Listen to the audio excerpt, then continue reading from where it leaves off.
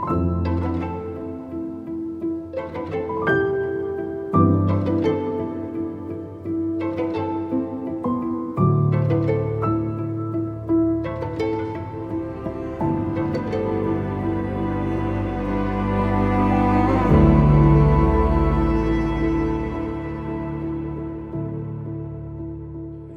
invitation today is look for God, expect God, search for Him, be open to Him. There's a section in Alice Walker's book, The Color Purple, where she writes, this is a bit of a paraphrase, I think it ticks God off when people go through a field where there's purple and they don't notice it. People think all God cares about is us pleasing God, and we do not notice how ceaselessly the world pleases us or seeks to please us, how God puts beauty, purple, everywhere, and we don't notice it. We don't notice Him. Now, I have to tell you, when I first filmed this video, I did it in another place in a field where there is a splash of the color purple that is so beautiful it will take your breath away. And I was very excited for you to be able to see that, but then for some reason, the stupid camera did not record the stupid sound. So then I have to find God in the presence of disappointment. And I know that's a tiny, terribly small little thing, and yet that also is part of the challenge of how do I find God present when things are beautiful and breathtaking, but also when things don't turn out the way that I want them to. We're walking through very near the end now of Renovation of the Heart, Dallas Willard's book. And he talks about how this is the great task taken from the words of Jesus himself, where Jesus says, now, as you're going through the world, make disciples, make apprentices, help people sign up in the great project of being with me to learn from me how to live like me in my power. And then in the text, normally it's translated baptizing people in the name of the Father and the Son and the Holy Spirit. But Dallas talks about the notion of baptizing, is to immerse or to have something be surrounded by. It was to dip. It's like I had cinnamon rolls not long ago at a place where the cinnamon roll is fabulous, but when you immerse it in the coffee so that it is fully saturated with, absorbed in the coffee, it becomes one of the great proofs for the existence of God in the world. And Dallas says the idea is not just that you're supposed to dunk people in water or sprinkle them, depending on your view of baptism, but you are to immerse them in the reality, in the presence of the Trinity. Here's what he writes. This stage has to do with immersing the apprentices into the Trinitarian presence, inhabiting and enclosing the group.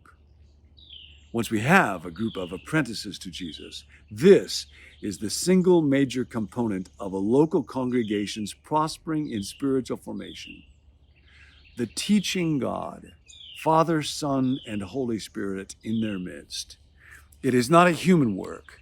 Thank God, this is not just up to us, although it constantly is an interaction with the human work of learning to do what it is that Jesus teaches us.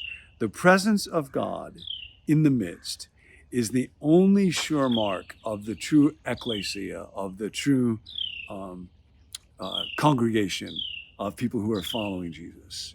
We ought to expect it to be a place where the divine life and power is manifestly present to glorify God and meet the needs of repentant human beings.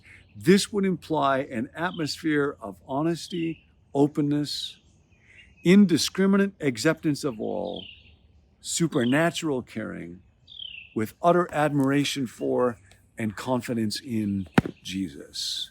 We're to be immersed in the presence and therefore the goodness and power and love and protection and care of God. And we're to immerse other people into this. Now, how do we go about doing this? There's a wonderful book by a friend, Andy Crouch, called The Life We're Looking For. And it turns out that searching and seeking to recognize is what we were made for. We are made to search for love, to search for truth, to search for beauty, to look for the color purple. And he writes this at the beginning of the book. Recognition is the first human quest. After an ordinary delivery, after the first few startled cries, Newborn infants typically spend an hour or so in the stage doctors call quiet alert. Though they can only focus their vision roughly 8 to 12 inches away, their eyes are wide open.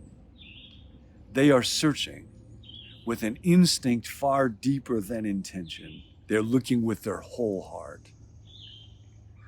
They're looking for a face, and when they find one, especially a face that gazes back at them, they fix their eyes on it, having found what they were most urgently looking for. Recognition is the primary task of infancy. Feeding, crying, even sleeping are just the support system for the most essential work of figuring out who we are. And somehow we were made, designed by God to do this. When a little infant finds another set of eyes, another face that will hold the infant's gaze, that will stare back and communicate to the infant a sense of recognition that you matter, a recognition of what it is that that little infant is feeling. Then, as Andy puts it, what happens in those moments is the infant is discovering that they are a person. They come to realize, I have an identity, I matter, I am one of those. It's an amazing thing that even when a little infant nurses, it ends up being just about exactly the right distance away from the eyes of the mom so that it can gaze and be seen back. We are made for this so deeply that another psychologist, Edward Tronick, did a series of experiments that involve what they call the still face, where a baby will look into the eyes of an adult, but the adult suppresses all emotion, gives back no wonder, no delight, no love, no joy, no empathy.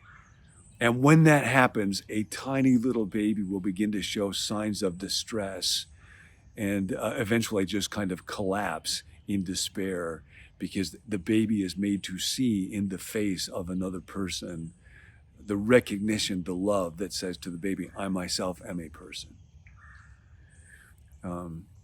Andy writes about parents who are good friends of his that had a little child that was born without the capacity to discover recognition in the gaze of another.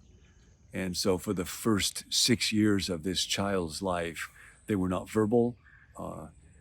They didn't give evidence of recognizing somebody else until one day when they were 7 years old. Andy writes, with no forewarning, the little child was named James. James looked straight at his mother and said with slow, stammering effort, Mommy. And then once again, Mommy. And then over and over with greater confidence and delight, Mommy, Mommy, Mommy. Ellie generally avoided using her smartphone in James's presence, but this one day she happened to have it in her hand and, prompted by some mother's instinct, had started a recording. When Peter played it for me, we both wept. We were made to look for God and to see his face. Now, how do we do this? Well, amazingly enough, probably the primary way that we are immersed in the Trinitarian presence is when we seek to immerse other people in the presence of the Trinity, when we seek to bless them. All day long, as we walk through the world, when we look at beauty, when you hear the sound of a bird, when you see a leaf on a tree or the sunlight dappled against it or the color purple, we are called to remember God is here, God is here, God is here. But especially today, when you see other people. Andy writes about a kind of spiritual exercise. One day he was at the O'Hare airport and he had nothing to do, so he took a long walk through all the concourses. And every time he would see a person, he would say to himself, image bearer, to remember that this person bears the image of God. An old man shuffling slowly through the airport, somebody weighted down by a heavy backpack, a woman in a sari, somebody wheeling a stroller with a little baby in it. TSA workers, image bearer, image bearer, image bearer. And it's amazing to me how easily I can look at people as Paul says, through the eyes of the flesh, and just judge them. How are they dressed? How functional do they look? How old or young? How healthy or not healthy? Are they attractive or not attractive? And be quite judgmental. And it's such an amazing thing to just look at people and say, image bearer, image bearer, image bearer. So that's the invitation today. Look for the color purple. You know, in the ancient world, in the Bible, it was a sign of royalty or majesty. We are told in the Gospel of John, chapter 19, verse 2, that when Jesus had been arrested and had been tried and was about to be crucified, in order to mock him, soldiers placed, John says, a purple robe on him. God himself bears the color purple, although in mockery and humiliation, for our sake, so that we could see the King present in our midst. Today, as I go through this day, like a little baby is gazing for another face that can tell me I'm a person, I look for the presence of God to remind me my life matters. My life matters to God. And especially, I try to immerse other people into the Trinitarian presence. That's what it means to baptize people in the name of the Father, Son, and Spirit. Immerse them in the presence of God. And I find as I do that, as I try to love, as I try to bless, as I try to notice, as I try to see, I myself am immersed in that presence. That's where we live today. Look for the color purple. Guard your heart. See you next time.